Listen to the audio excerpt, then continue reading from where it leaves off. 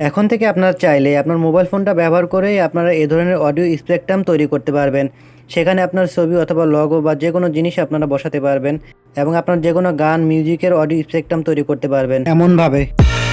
I live inside my own world of make-believe. Kids screaming in the cradles, profanities. I see the world through ice covered in ink and bleach. তো কীভাবে করবেন ফুল ভিডিওটা দেখতে থাকুন। প্রথমে আপনারা চলে যাবেন প্লে স্টোরে, এখান থেকে একটা সার্চ করবেন, সেটা হচ্ছে এভি প্লেয়ার নামে। তখন এই প্লেয়ারটা আপনাদের সামনে চলে আসবে। এখান থেকে শুধু এই অ্যাপসটিকে ইনস্টল দিয়ে নেবেন। আমার ইনস্টল করা আছে, এই জন্য আমি করতেছি না। এরপর চলে যাবেন আপনাদের ফোনের রেকর্ডারে। এখান থেকে আপনারা যেটার ভয়েস ওভার দিতে চান সেটা রেকর্ড করে নেবেন। তো আমি এখান থেকে রেকর্ড করে নিচ্ছি একটা। ভয়েস ওভার বানানো হয়ে গেলে আপনারা চলে আসবেন এভি প্লেয়ারে। এখানে আসার পর এখানে দেখতে পাচ্ছেন লাইব্রেরি নামে একটা অপশন।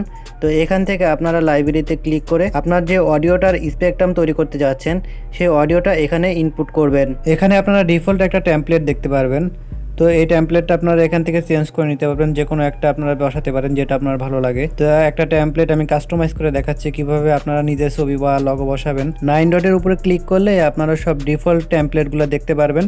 তো আপনারা চাইলে কাস্টম টেমপ্লেটও ইউজ করতে পারেন। তো কিভাবে কাস্টম টেমপ্লেট ইউজ করতে হয় সেটার উপরে যদি কোনো ভিডিও চান তাহলে অবশ্যই কমেন্ট করে জানাবেন, আমি সেটার উপর একটা ভিডিও বানানোর চেষ্টা করব। এখানে পাশে দেখতে পাচ্ছেন পেন আইকন, এখানে একটা ক্লিক করবেন। পেন আইকনে ক্লিক করলে এখান থেকে ইমেজ অপশন দেখতে পাচ্ছেন, যে প্রথম ইমেজটা আছে এটা হচ্ছে আপনার ব্যাকগ্রাউন্ড ইমেজ। তো এই ব্যাকগ্রাউন্ড ইমেজটা চেঞ্জ করার জন্য ইমেজে এখানে একটা ক্লিক করে দিবেন। এখানে দেখেন নিচের দিকে আছে পিকে ইমেজ। তো এখানে যদি ক্লিক করেন তাহলে আপনার গ্যালারিটা ওপেন হয়ে যাবে। তো গ্যালারি থেকে আপনারা যে ব্যাকগ্রাউন্ড ইমেজটা ব্যবহার করতে চান সেটা এখানে অ্যাড করে নেবেন। আমি আমার গ্যালারি থেকে একটা ব্যাকগ্রাউন্ড ইমেজ চয়েস করে নিচ্ছি। এখান থেকে আবারও সেকেন্ড ইমেজে ক্লিক করবেন। এখান থেকে আপনার লগোটা সেট করে দিবেন সে আগের মতোই।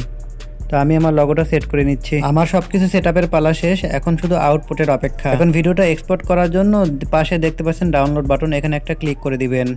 এখানে আসার পর এখান থেকে আপনার রেজুলেশন এবং ফ্রেম রেট এই দুইটা জিনিস ঠিক করে দিবেন, চাইলে কাস্টমাইজ করে নিতে পারেন। এখান থেকে এক্সপোর্ট অপশনে একটা ক্লিক করে দিবেন। এক্সপোর্ট অপশনে একটা ক্লিক করলে আপনার ভিডিওটা এক্সপোর্ট হতে শুরু করবে। তো একটা বিরক্তিকর বিষয় হচ্ছে ব্যাকগ্রাউন্ডে এটা বাজতে থাকে। তো এটা কিন্তু ব্যাকগ্রাউন্ড থেকে বন্ধ করে দিলে আপনার এক্সপোর্ট হবে না। ব্যাকগ্রাউন্ডে দেখেন এটা বাজতেই থাকে, এটা একটা বিরক্তিকর বিষয়। ভিডিও ভালো লাগলে ভিডিওতে অবশ্যই একটা লাইক করে দিবেন, আর কোনো সমস্যা হলে অবশ্যই কমেন্ট করে জানাবেন। দেখা হবে নতুন কোনো ভিডিওতে, ততক্ষণ সবাই ভালো থাকবেন। আল্লাহ হাফেজ।